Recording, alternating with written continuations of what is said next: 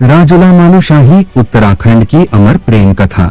15वीं सदी की यह कहानी उत्तराखंड की लोक गाथाओं में अमर प्रेम का प्रतीक मानी जाती है। यह कथा कत्यूर वंश के राजकुमार मालुशाही और जौहार की राजकुमारी राजुला की प्रेम यात्रा को बयां करती है। कत्यूर वंश के राजा दौला शाह की कोई संतान नहीं थी।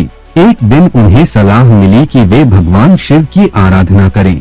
बागेश्वर के बागनाथ मंदिर में पूजा के दौरान उनकी मुलाकात सुनपति शौक गांगुली नामक व्यक्ति से हुई। दोनों ने यह तय किया कि अगर एक के घर पुत्र और दूसरे के घर पुत्री का जन्म हुआ तो वे उनका विवाह कर देंगे।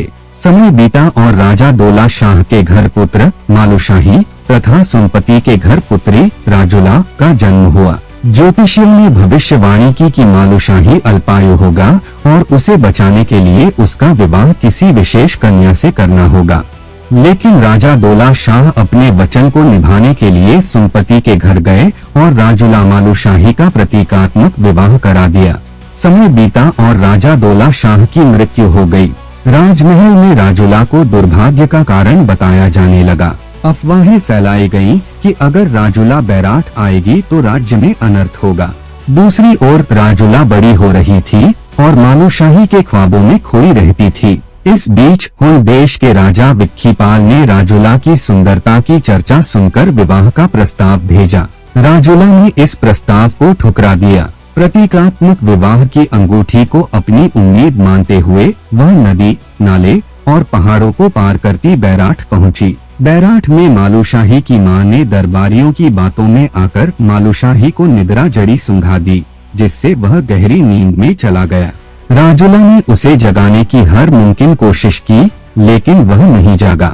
निराश और आहत राजुला वहां से लौट गई। वापस लौटने पर माता पिता के दबाव में आकर राजुला ने विक्खीपाल से विवाह कर लिया। उधर निद्रा जड़ी के प्रभाव से मुक्त होने के बाद मालुशाही को राजुला का स्वप्न आया।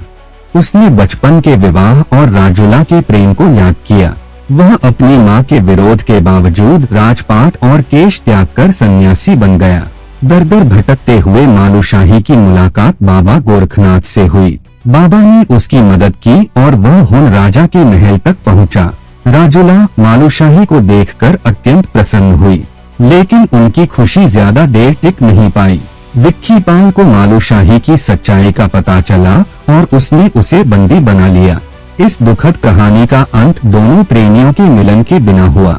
मालुशाही और राजुला का प्रेम भले ही अधूरा रह गया हो, लेकिन उनकी कहानी अमर हो गई। यह कथा आज भी उत्तराखंड की लोक गाथाओं में प्रेम, त्याग और वचनबद्धता का प्रतीक बनी हुई है।